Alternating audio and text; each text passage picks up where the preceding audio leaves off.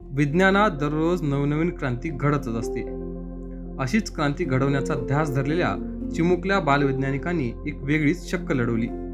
शाळेत भेट देण्यासाठी आलेल्या पाहुण्यांचं स्वागत करण्यासाठी संस्कृती संवर्धन मंडळ संस्थेच्या छत्रपती शिवाजी हायस्कूल विभागातील नरसिंग पट्टेवार, ओमकार सुरकुटलावार व शिवम तोटावार या 9वीत शिकणाऱ्या विद्यार्थ्यांनी एक रोबोट बनविला.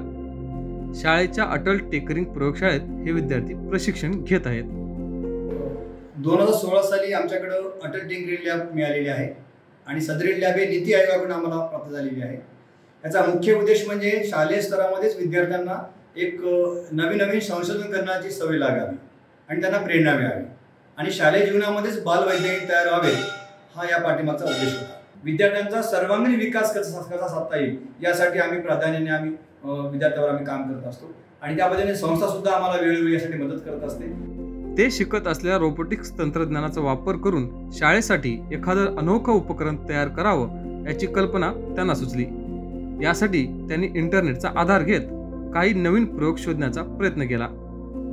यात त्यांना फुलांचे गुच्छ पाहुण्यांपर्यंत पोहोचविणारा रोबोट दिसला. असाच एखादा रोबोट आपणही तयार करण्याचे त्यांनी ठरवलं. यासाठी त्यांनी मार्गदर्शक म्हणून शिक्षक सायनाथ जोरगेलवार यांची मदतही घेतली आणि बघता बघता त्यांचं स्वप्न साकार झालं. आम्ही हा जो रोबोट तुम्ही बघताय, या रोबोटचं नाव आहे ब्लूटूथ कंट्रोलर.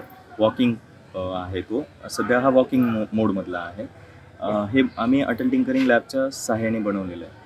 आता हा बनवण्याचा उद्देश असा आहे की मला आमच्या लॅबमधील बरेच विद्यार्थी म्हणत होते की सर, प्रत्येक कार्यक्रमामध्ये हा जे व्यक्ती आहे तोच पुष्पगुच्छ देतो, पण आपण नवीन काही करू शकतो का?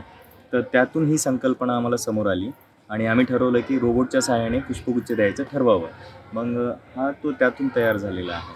हे आम्हाला बनवण्यासाठी जवळपास 8 दिवसाचा कालावधी लागला. आता ह्यात वापरलेले साहित्य हे पूर्ण रोबोटिक्स तंत्रज्ञानावरती आधारित आहे आणि आमच्या अटल टिंकरिंग लॅबमध्ये विद्यार्थ्यांना तेच शिकवलं जातं, जे की रोबोटिक्स तंत्रज्ञानातून काय फायदे होतात. आता हा रोबोट फक्त पुष्पगुच्छ देणाराच नव्हे, तर ह्याला मल्टीपर्पजसुद्धा आपण यूज करू शकतो. काही वस्तू कॅरी करायची असतील तर वस्तूसुद्धा कॅरी करून घेऊन जाऊ शकतो. माझी शाळा मुख्यमंत्री शाळा या योजनेअंतर्गत शाळा पाहणीसाठी आलेल्या केंद्रीय पथकातील पाहुण्यांचं स्वागत करण्यासाठी अटल टिंकरिंग लॅबमध्ये तयार करण्यात आलेल्या रोबोटचा वापर करण्यात आला. मला असं वाटलं की आता दरवेळेस नवीन पाहुणे आमच्या शाळेत भेटीस येतात.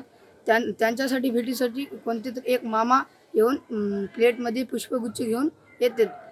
आम्हाला असं वाटलं की आम्ही सरांना सांगलो की आपण असा रोबोट तयार करू की जे स्वतः जाऊन पुष्पगुच्छ देऊ. याच्यासाठी आम्ही हा रोबोट तयार केलेला आहे. याच्यासाठी लागणारे एक साहित्य आहेत. त्या साहित्याचं नाव Arduino, microcontroller, bluetooth, TT motors आणि व्हील्स चेसेस हे आहे. हा रोबोट बनवण्यासाठी अंदाजे 5000च्या आत खर्च आल्याचे शिक्षक सांगतात. तसेच यात वापरण्यात आलेले साहित्य आधुनिक असून याची एक खासियत म्हणजे हे रोबोट पूर्णतः मोबाईलद्वारे ऑपरेट केलं जातं. तसेच हा रोबोट ज्या संस्थेतील विद्यार्थ्यांनी बनविला आहे त्या संस्थेने अनेक वेगवेगळे उपक्रमही राबवलेत. तर अटल टिंकरिंग लॅबोरेटरीच्या स्टुडंट्सना घेऊन दरवर्षी याच्यामध्ये अपग्रेडेशन केले जातात. जे छोट्या टेक्नॉलॉजीज ज्या आहेत की मुलांना प्रत्येक त्यातला पार्ट, जसे की मोबाईल फोन आहे, मोबाईल फोनमधला प्रत्येक पार्टचं त्यांना नॉलेज असलं पाहिजे की नेमकं मोबाईल फोन ऑपरेट होतो म्हणजे कसा होतो.